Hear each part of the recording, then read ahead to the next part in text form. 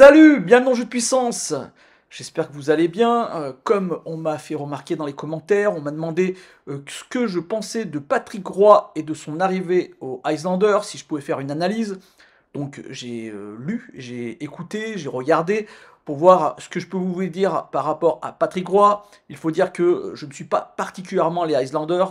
J'ai peut-être même pas vu de match en entier de cette équipe depuis le début de la saison. Mais c'est une équipe qui a une histoire assez intéressante tout le long de la saison, vu que ils ont réussi la semaine dernière à récupérer une place en playoff et ils se battent donc pour une place en playoff. Et je vais vous dire ce que j'ai lu et ce que j'ai entendu par rapport à Patrick Roy depuis qu'il a pris ses fonctions. C'était fin décembre. Lou Lamariello, le directeur général des Islanders de New York, avait besoin d'une sorte d'impact, d'une sorte de coup d'électricité pour redonner un peu d'énergie à cette équipe des Islanders. Et donc, il a voulu faire un coup taper sur la table et aussi une sorte de coup de com'. Tout cela en récupérant donc l'entraîneur, ancien entraîneur de l'Avalanche du Colorado, ancien joueur star à la grande gueule québécois, Patrick Roy, donc, qui est donc sur le banc depuis fin décembre, sur le banc de ces Islanders.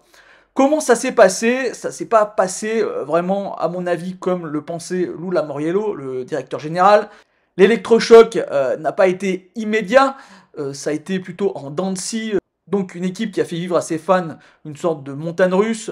D'ailleurs, on peut le voir par rapport aux stats. Sur les 18 matchs que les Islanders ont joué avec Patrick Roy aux commandes, ils en ont gagné 10 sur 18, donc et 8 défaites. Donc c'est pas non plus extraordinaire. On peut pas dire que ça a été l'électrochoc comme par exemple chez les Oilers d'Edmonton où là on a vu vraiment l'équipe changer de face et gagner presque tous ses matchs avec une série assez incroyable d'ailleurs quand ils ont changé d'entraîneur. Mais depuis le 27 février, on peut dire que ça a changé de rythme. Le 27 février, il y a eu une défaite des Islanders contre un des prétendants à cette wild card, donc un adversaire direct des Islanders de New York, c'est le Lightning de Tampa Bay. Et ils ont perdu 4-2. Et à ce moment-là, Patrick Roy a voulu changer ses trios d'attaque. Et il a fait ce qu'ont fait pas mal d'entraîneurs ces dernières années. Une option qui est assez gagnante. On a pu le voir dans plusieurs équipes, comme le Lightning de Tampa Bay, comme les Boston Bruins ou dernièrement les Oilers d'Edmonton. C'est cette tactique de regrouper tous ses talents, ses meilleurs talents sur la première ligne offensive. Donc sur le premier trio, il a décidé de récupérer ses meilleurs joueurs. Et donc Barzal est allé rejoindre Bo Horvat et Brock Nelson pour faire un premier trio assez fort. Et qui depuis 7 matchs, donc les 7 derniers matchs, avec 6 victoires à l'appui et seulement une défaite, c'était le dernier match contre les Kings de Los Angeles. Donc on fait vraiment très très bien. Les stats de ces 3 joueurs sont assez impressionnantes sur ces 7 derniers matchs. 10 points pour Brock Nelson, 4 buts et 6 passes. 9 points pour Bo Horvat, 4 buts et 5 passes. Et Matthew Barzal, 8 points pour lui, 3 buts et 5 passes. Et depuis que Patrick Roy entraîne les Islanders, Matthew Barzal a augmenté quand même son niveau avec 8 buts et 14 passes décisives. Donc une première ligne très très forte qui va prendre énormément de temps de jeu, qui va donc affronter les meilleurs trios en face, ce qui fait que ça va laisser un peu de place pour les autres trios. Et on va avoir en deuxième trio un trio de vétérans. Là aussi, Patrick Roy a voulu upgrader, je dirais, certains joueurs qui étaient plutôt sous-cotés avec d'autres entraîneurs. Et on a vu un Jean-Gabriel Pageau arriver comme centre de cette deuxième ligne avec Anders Lee à sa gauche et Cal Palmieri à sa droite. Et depuis, Cal Palmieri s'est réveillé lui aussi. Il a été très très bon lors de ces 7 derniers matchs. Et on a laissé, on va dire, la profondeur du côté de ce troisième trio, avec le seul jeune, comme un des seuls jeunes de cette équipe, Holmstrom, qui entoure Kazé Cizikas et Pierre Engvall. Pierre Engvall, l'ancien joueur des Maple Leafs de Toronto. Et sur la quatrième ligne, Matt Martin et Cal Clutterbuck, donc des gros joueurs, des joueurs d'impact qu'on connaît, qui ont souvent joué sur cette quatrième ligne et qui avaient Ciziekis comme centre d'habitude. Il a été remplacé, Ciziekis, vu qu'il lui, il a été élevé au troisième trio, il a été remplacé par un jeune rookie, Kyle McLean, qui tourne plutôt pas mal. Qu'est-ce qui a changé dans cette équipe depuis que Patrick Roy est là, en plus de ses trios?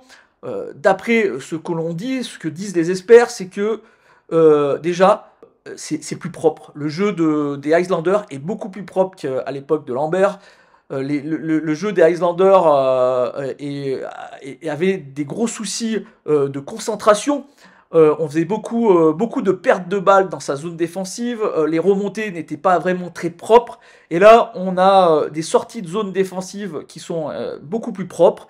On a une concentration meilleure, beaucoup moins de pertes de balles et donc beaucoup moins de possibilités pour l'équipe adverse de marquer des points, de marquer des buts. Malgré ça, il reste encore des grosses faiblesses et c'est pour ça que le rookie McLean peut être intéressant parce que lui quand il jouait en AHL, sa spécialité c'était le penalty kill, le désavantage numérique et il s'avère que de ce côté-là, c'est très très mauvais du côté des Islanders et Patrick Roy n'a pas réussi à réparer un peu la machine à tel point que depuis que Patrick Roy est là, mais c'était déjà le cas avant, c'est un des pires de la NHL, le penalty kill. Donc le désavantage numérique, c'est vraiment l'endroit où Patrick Roy va devoir encore beaucoup travailler. Donc comme vous pouvez le voir, cette équipe a évolué ces derniers temps, à tel point qu'ils ont gagné 6 matchs d'affilée avant cette défaite contre les Kings de Los Angeles, et qui se retrouvent donc dans cette zone qualificative de la wildcard, à cette deuxième place qualificative, juste derrière le Lightning de Tampa Bay, avec 72 points pour les Islanders et 74 points pour le Lightning, mais le Lightning a un match en plus que les Islanders, donc s'ils gagnent les Islanders le match par exemple de ce soir contre les Sabres de Buffalo, ils rattraperaient le Lightning. Ça va être un combat à 4 entre les Flyers, le Lightning, les Islanders et les Red Wings. Bon, on peut croire que les Capitals, les Sabres ou même les Devils ou les Pingouins peuvent aller les titiller, mais moi je n'y crois pas trop. C'est plutôt ces 4 équipes que je vous ai annoncées qui vont se battre pour ces 2 places en playoff, donc vraiment beaucoup de suspense.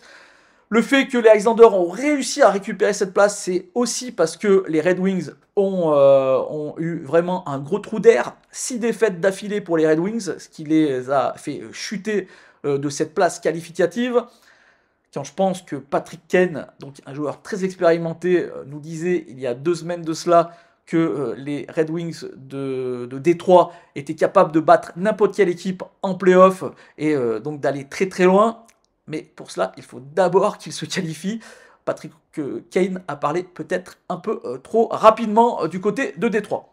Pour les Islanders, ce qu'on peut dire, c'est qu'ils ont leur destin en main, du coup, vu que si ils continuent des séries de victoires assez impressionnantes, eh ben, ils pourront aller facilement se qualifier. Et c'est là où on va voir si Patrick Roy est l'homme de l'affaire ou pas. Est-ce qu'il va réussir à motiver ses joueurs? Est-ce qu'il va réussir à que ses joueurs restent concentrés, focus et qu'ils ne fassent pas trop d'erreurs? C'est là on va voir si Lou Lamoriello a eu raison d'appeler l'entraîneur un peu fougueux qui est Patrick Roy. On peut croire qu'il en a les capacités, hein. Comme on le sait, c'est un entraîneur qui a vraiment beaucoup de caractère et donc qui va pouvoir vraiment motiver son vestiaire, mais c'est avec les quelques matchs qui les restent qu'on va voir si c'était une bonne chose. Ensuite, c'est pas fini. Les Islanders, à mon avis, ne sont pas vraiment favoris sur les playoffs, mais attention, ils ont un facteur X, ils ont un très très bon gardien. Il y a Sorokin qui est peut-être un des meilleurs gardiens de la NHL, et quand on a un gardien exceptionnel, on peut aller très très loin. On se souvient des Canadiens de Montréal lors de la dernière saison de Carey Price, qui est allé très très loin grâce à Carey Price. Ensuite, ils avaient chuté contre le Lightning de Tampa Bay. Donc, C'est Patrick Roy, on va voir ses capacités sur ses derniers matchs. S'il se qualifie, on va voir s'ils sont capables d'aller très très loin. Mais là où ça va être important de regarder, à mon avis, le management de Patrick Roy, c'est à la fin de cette saison, quand il aura lui-même les cartes en main, quand il pourra aller voir Lou Lamoriello en disant j'ai besoin de tel joueur parce que j'ai besoin de me renforcer dans ces positions. Et c'est à ce moment-là, c'est donc la saison prochaine où on pourra faire vraiment une analyse en fin de saison prochaine, en fin de saison 2024-2025, où on pourra faire une analyse de l'intérêt de cet entraîneur pour les Islanders de New York. Moi, je pense que ça ne peut être que bon, vu que, à mon avis, il a montré, par exemple, dans des équipes comme le Rempart du Québec, que cet entraîneur pouvait être très très bon. Surtout quand il a devant lui des défis importants.